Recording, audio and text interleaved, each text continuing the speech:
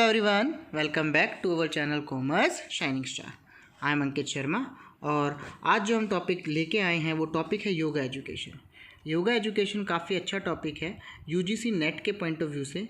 इसके अलावा अगर आप बीएड की तैयारी कर रहे हैं तो बीएड में भी योगा काफ़ी इंपॉर्टेंट रोल प्ले करता है। काफ़ी क्वेश्चंस आते हैं सीटेट में, यूपी टेट में। तो आज हम जो टॉपिक करेंगे उसका योगा का बेसिक करेंगे, फिर इसके बाद हम सेकंड पार्ट लाएंगे, उसमें हम योगा को थोड़ा सा डिटेल में करेंगे ताकि आपको कॉन्सेप्ट बड़े आसानी से क्लियर हो जाए। तो इसी तरह की और वीडियोस चाहे पीएचडी से रिलेटेड हो, चाहे नेट से रिलेटेड हो, चाहे सीटेट यूपी टेट से रिलेटेड हो, उसके लिए आप हमारे चैनल को ज्वाइन कर सकते हैं जिसका नाम है कॉमर्स शाइनिंग स्टार्स। ठीक है, आपके यहाँ पे लिंक भी दे रखा है, चाहे तो आप यहाँ से देख लीजिए, नहीं तो आप हमारे कमेंट में जाके लिंक से डायरेक्टली ज्वाइन कर सकते हैं। वहाँ पे सभी अपडेट्स मैं शेयर कर देता हूँ। तो चलिए बिना टाइम वेस्ट किए हम योगा को शुरू करते हैं। ठीक है, सबसे पहले हम बात करेंगे योगा के मतलब की, योगा क्या होता है। ठीक है, तो देखिए योगा अब शब्द आया कहाँ से है। तो योगा जो है ये एक संस्कृत वर्ड है युज, वहाँ से निकला है। ठीक है, yoga comes from Sanskrit word use, use से ये निकला है। इसका मतलब है एक तरह से यूनियन। ठीक है, अब इस यूनियन का क्या मतलब है अभी हम आगे देखेंगे इसमें। तो योगा है क्या? योगा एक तरह का कॉम्बिनेशन है किस किस चीज़ का? फिजिकल एक्सरसाइज का, मेंटल मेडिटेशन का और ब्रीथिंग टेक्निक्स का। मतलब आप अपने शरीर को किस तरह से फिट रखते हैं, अपने दिमाग को किस तरह से फिट रखते हैं मेडिटेशन करके, और अपनी सांस को किस तरह से आप मैनेज करते हैं, वो सारी चीज़ें आपको किस में सीखने को मिलती है? योगा के थ्रू। ठीक है, बात करते हैं यूनियन की। तो योगा का क्या मतलब है? यूनियन किस चीज़ की? भगवान से यूनियन, यानी यूनियन विद गॉड। मतलब एक तरह से हम कह सकते हैं आत्मा का परमात्मा से मिलन। योगा का जो मेन ऑब्जेक्टिव है वो यही होता है। ठीक है, जिसको हम सेल्फ डिवाइन या डिवाइन ऑफ गॉड भी कहते हैं, और हम दूसरी भाषा में मुक्ति भी कहते हैं। योगा के कुछ स्टेप्स होते हैं, अभी मैं आगे की वीडियो में आपको बताऊंगा। जब आप सारे स्टेप्स करते हैं और बट तरीके से काम करते हैं तो कहीं ना कहीं आप डिवाइन ऑफ गॉड या सेल्फ डिवाइन में पहुँच जाते हैं। ठीक है, यही इसकी सबसे खास बात है। तो चलिए बात करते हैं आगे एलिमेंट्स ऑफ योगा की। बात करते हैं एलिमेंट्स ऑफ योगा की। तो योगा के कौन कौन से एलिमेंट्स आते हैं उसके हम बात करेंगे। देखिए बड़े ही आसान है ये एलिमेंट्स। ये एलिमेंट आपकी लाइफ से रिलेटेड है। तो कौन कौन से 5 एलिमेंट होते हैं योगा के? सबसे पहले आता है एयर, दूसरा आता है वाटर, तीसरा आता है फायर, फिर अर्थ और स्पेस। आप याद कैसे कर सकते हैं? वैसे तो 5 पंचतत्व कह सकते हैं इनको। आपके हाथों में आप 5 उंगलियों को इनको बांट सकते हैं। इसके अलावा अगर आप नहीं कर सकते ऐसे, तो देखिए आप कनेक्ट कीजिए शक्तिमान से। शक्तिमान जब आया था तो जब उसकी स्टार्टिंग में जो एक तरह से कहते हैं जब सीरियल शुरू होता है तो उसमें जो चल रही होती है स्टोरी, वो क्या दिखाती है? वो यही तो दिखाती है वो किन किन चीज़ों से मिलके बने होते हैं। हवा, पानी, वायु, है ना, अग्नि और धरती और एक तरह से स्पेस। तो इन सब चीज़ों से बनता है योगा।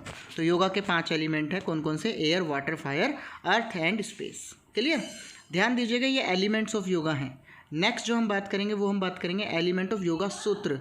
योगा सूत्र अलग चीज़ है, योगा अलग चीज़ है। तो योगा के एलिमेंट कितने थे? 5। योगा सूत्र के कितने हैं? 8, जिसको हम क्या कहते हैं? अष्टांग योगा। ठीक है, क्या कहते हैं? अष्टांग योगा। अब कौन कौन से हैं ये इस वीडियो में मैं आपको सिर्फ इंट्रोडक्शन दूंगा इनके बारे में, और तरीका बताऊंगा कैसे इन्हें याद किया जा सकता है।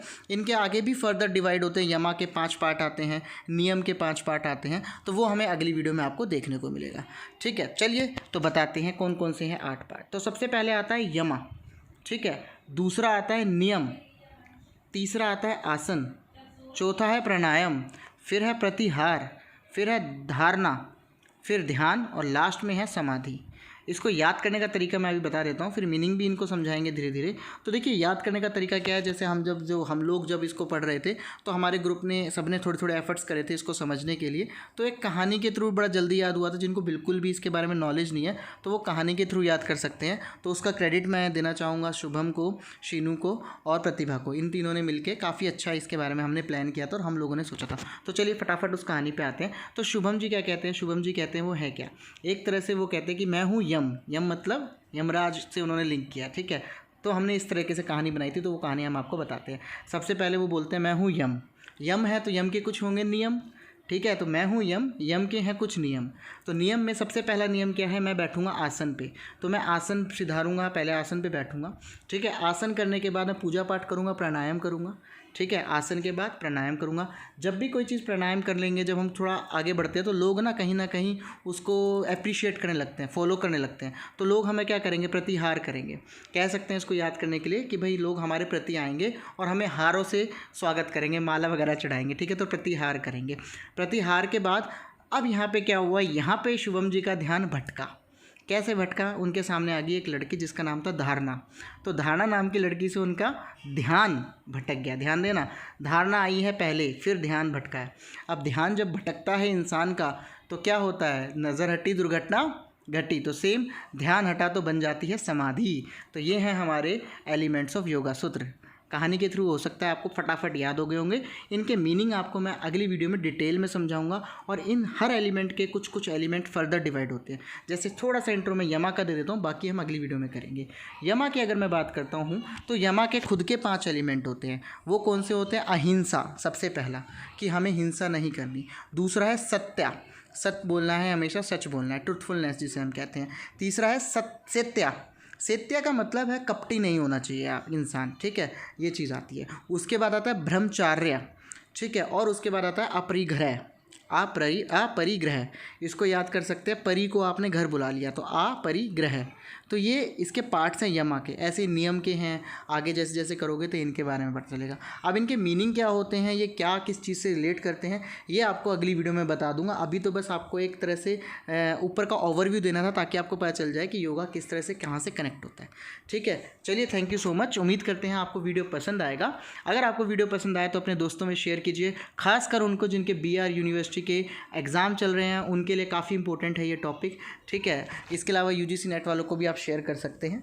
और आज की वीडियो अगर मज़ेदार लगी तो कमेंट में ज़रूर बताना, ताकि अगली वीडियो बनाने में उतनी ही एनर्जी रहे जितनी आप लोगों को इस वीडियो में मैंने यहाँ पे दी है। चलिए, थैंक यू सो मच। मिलते हैं अगली वीडियो में, जिसमें हम ये सारे 8 के 8 पॉइंट डिटेल में करेंगे, मीनिंग समझेंगे और इनके पॉइंट समझेंगे। थैंक यू सो मच, मिलते हैं जल्दी।